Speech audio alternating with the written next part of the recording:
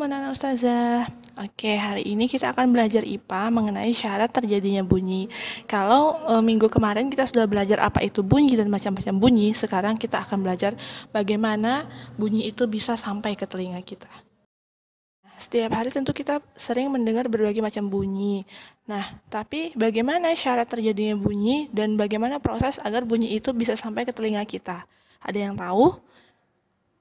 Oke, sekarang simak penjelasan Ustazah dengan teliti ya. Nah, pada dasarnya bunyi dapat terjadi karena adanya sumber bunyi. Energi yang menggerakkan sumber bunyi atau energi gerak dan zat perantara yang merambatkan bunyi hingga sampai ke telinga sehingga bunyi tersebut dapat kita dengar. Bagaimana prosesnya? Simak penjelasan Ustazah ya.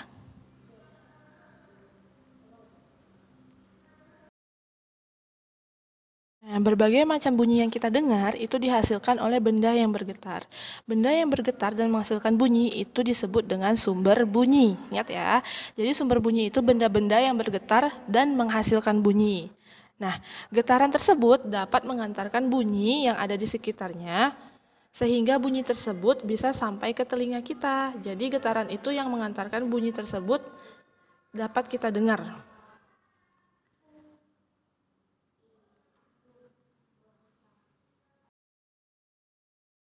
Sekarang Ustazah mau anak-anak Ustazah semua ambil benda-benda di sekitar kalian, terus pegang dan kalian pukulkan pena atau pensil yang sedang kalian pegang ke benda tersebut. Misalnya ambil sendok, bisa piring, bisa kaleng, atau apapun benda-benda yang ada di sekitar kalian semua.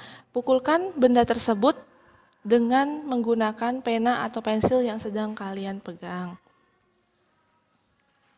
Sudah? Nah, jika sudah, apa yang terjadi? Iya, maka dua buah benda yang dibenturkan itu akan menghasilkan bunyi. Dan sebelum bunyi itu terdengar ke telinga kita, di benda tersebut terasa getaran. Itulah yang disebut sumber bunyi. Nah, ada beberapa contoh sumber bunyi dan alat musik yang dapat menghasilkan bunyi. Yang pertama, yaitu ada pita suara. Terus ada garpu tala dan ada alat musik. Bagaimana itu Ustazah?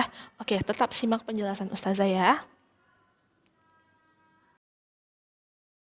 Pertama ada namanya pita suara. Suara manusia itu berasal dari pita suara yang bergetar. Getaran pita suara dapat kita rasakan dengan cara memegang leher pada saat kita berbicara. Nah, sekarang Ustazah mau anak-anak Ustazah semua coba berbicara. Terserah mau berbicara apa saja, yang penting yang baik ya nah.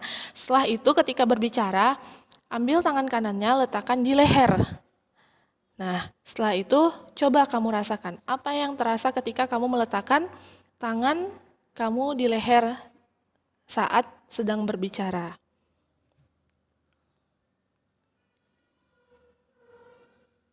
Iya, maka ketika kita berbicara dan kita meletakkan tangan kita di leher, akan terasa getaran, ya kan? Terasa di leher kita itu seperti bergetar, sehingga suara itu muncul. Nah, itulah yang disebut sumber bunyi. Pita suara itu berada di tenggorokan. Makanya kadang kalau orang itu nggak boleh teriak kenceng-kenceng, nanti pita suaranya rusak. Kalau pita suaranya sudah rusak, maka kita tidak akan bisa lagi mengeluarkan suara. Nah, yang kedua ada namanya garpu tala. Apa itu garpu tala? Nah, perhatikan gambar di bawahnya. Garpu tala itu sejenis besi yang dibuat seperti garpu. Jadi, garpu tala ini apabila kita pukulkan, mau dengan pena, mau dengan pensil, atau mau dengan benda apapun yang keras, itu akan menghasilkan bunyi. Dan ketika, coba deh, nggak usah garpu tala, anak-anak ustazah semua pernah nggak memukul tiang listrik? Kalau nggak ada garpu tala, tiang listrik. Ketika tiang listrik itu kita pukulkan, menghasilkan bunyi kan? Dan ketika tiangnya kita pegang, akan terasa bergetar. Nah, itulah yang disebut sumber bunyi. Terakhir ada alat musik. Kalau alat musik tentu anak-anak ustazah semua udah pernah melihat, bahkan ada mungkin yang pernah memainkannya. Nah, biasanya alat musik itu menghasilkan berbagai macam bunyi. Lain alat musik, lain lagi bunyinya, ya kan? Misalnya gitar. Gitar itu dimainkan dengan cara di apa? Ya, gitar itu dipetik. Ketika gitarnya kita petik akan menghasilkan suara. Nah, setelah itu akan terasa bergetar, ya kan? Nah, misalnya lagi ada drum. Drum itu kita pukul. Ketika kita pukul, drum itu akan menghasilkan suara. Dan ketika drumnya kita pegang, maka akan bergetar. Maka dia disebut sumber bunyi.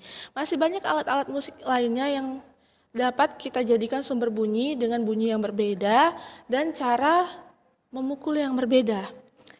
Karena itu dia menghasilkan bunyi yang berbeda-beda karena alatnya berbeda, cara memainkannya berbeda sehingga menghasilkan suara yang berbeda.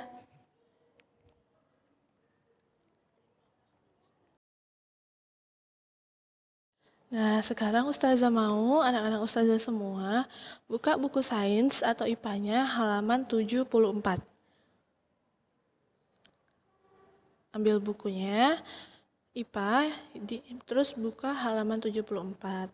Jika sudah, di halaman 74 itu ada ayo lakukan yang tabel. Di situ ada 3 buah gambar alat musik.